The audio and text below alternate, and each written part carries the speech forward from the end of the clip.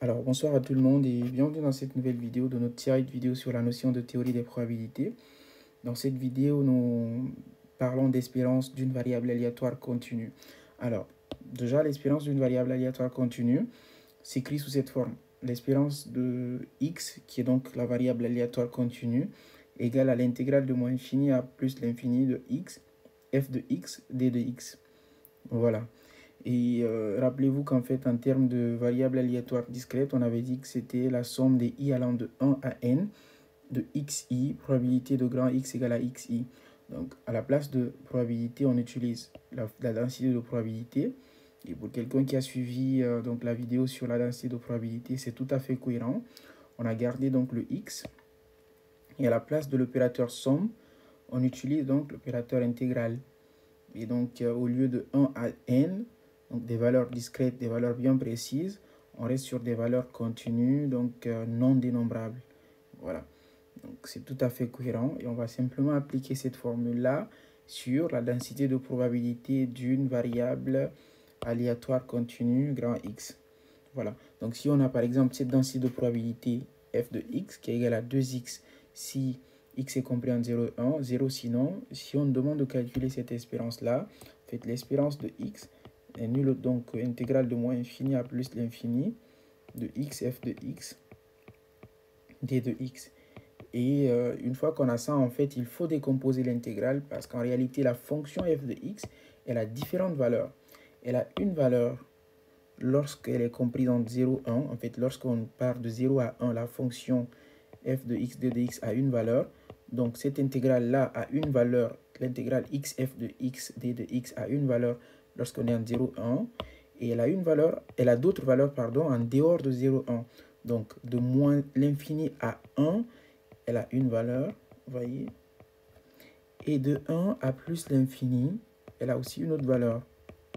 Voilà, simplement, donc, on a d'abord 0, 1. Et le sens du sinon, ça veut dire que si vous avez des valeurs inférieures à 0, c'est-à-dire de moins infini à 0, pardon, j'allais dire. Donc, de moins infini à 0. Donc, des valeurs inférieures à 0, donc de moins infini à 0, vous avez une valeur.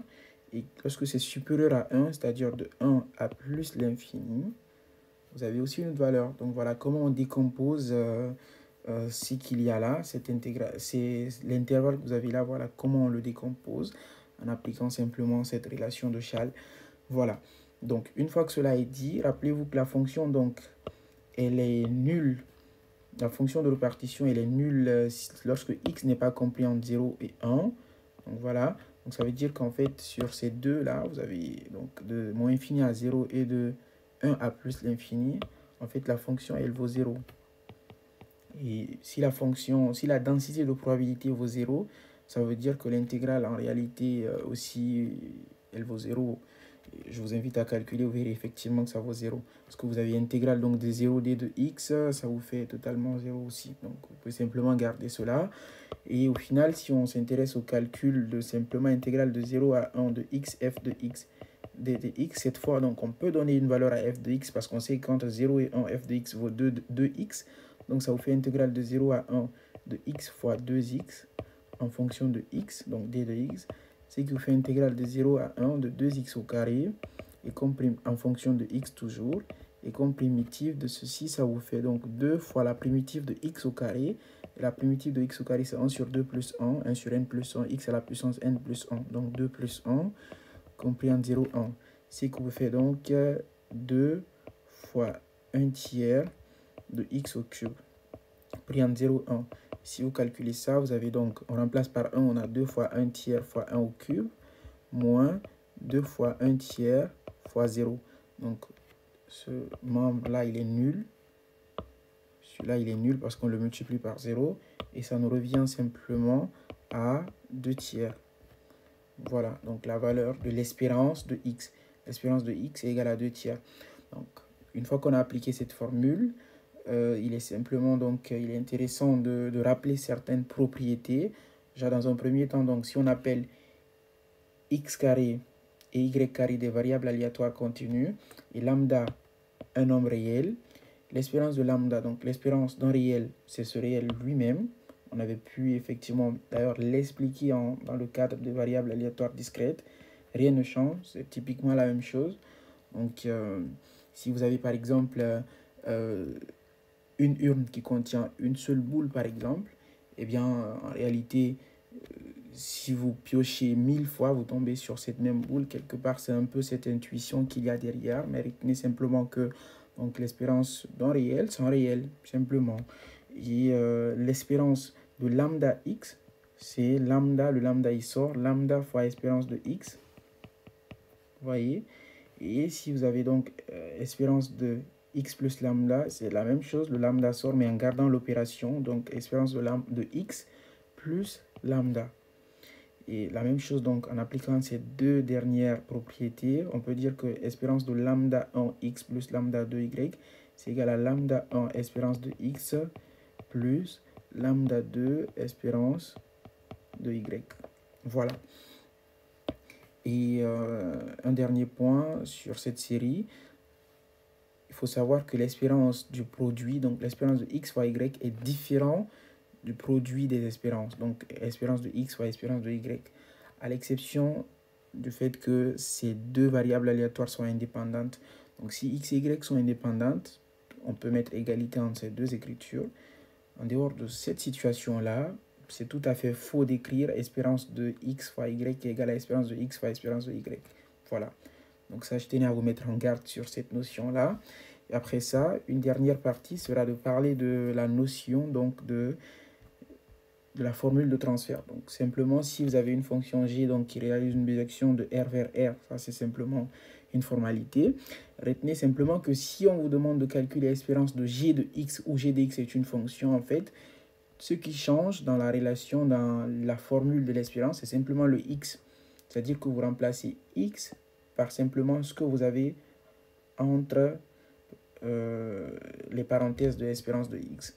Donc si vous avez espérance de g de x, c'est simplement égal à l'intégrale de g de x fois f de x.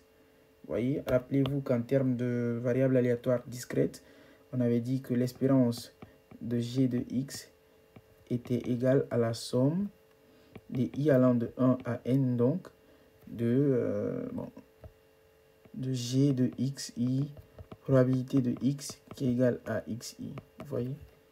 Donc là, c'est sensiblement la même chose, mais voilà, on garde simplement les propriétés de la variable aléatoire continue, c'est-à-dire l'intégrale à la place de la somme et la densité de probabilité à la place de la probabilité réelle.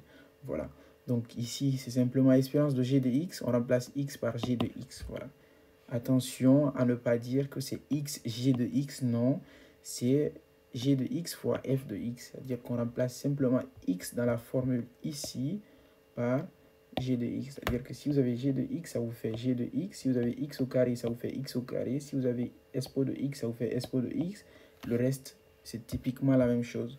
Donc, il faut simplement appliquer cela. Si vous avez espérance de x au carré, en fait, ça vous fait donc intégrale de moins infini à plus l'infini, voilà, de x au carré fois f de x, d de x. Voilà. Donc, à la place de x, on met x au carré. Et rappelez-vous qu'en fait, le grand x au carré, c'est la variable aléatoire et le petit x au carré, ce sont les réalisations. Donc là, on met le petit x au carré. Donc voilà, vous avez x au carré petit f de x. Et si en fait, à supposer que x, grand x, est toujours cette écriture-là, en fait, ici, calculer cette espérance-là nous revient simplement à dire, en fait, rappelez-vous, à chaque fois, en fait, les deux bornes sont nulles, les deux extrémités sont nulles, parce qu'on dit sinon, bon, pas à chaque fois, mais dans ce cas, en tout cas, c'est nul. Donc, on va simplement se rabattre à ceci. Donc, ici, c'est exactement la même chose. Ça vous fait intégrale de 0 à 1 de x au carré, f de x, d de x. Vous voyez? Donc, intégrale de 0 à 1. Au lieu de x, ça devient x au carré. Voilà, au lieu de x, ici, ça devient x au carré parce qu'on ne cherche pas l'espérance de x, mais l'espérance de x au carré. Voilà. Donc, ceci est non et surtout pas f de x au carré. Attention.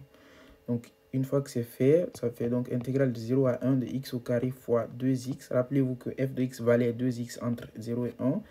Donc, ça vous fait 0, 1, 2x au cube, d de x. Voilà un peu comment vous pouvez manipuler cette formule-là, la formule de transfert. Donc, on continue pas le calcul. Je vous invite à faire de votre côté, mais voilà un peu ce qu'on pouvait en dire. Et je pense qu'on a pu faire le tour en ce qui concerne la notion d'espérance. Si vous avez des questions, n'hésitez pas dans les commentaires. Merci bien et on se dit à la prochaine vidéo où on parlera de variance. Merci.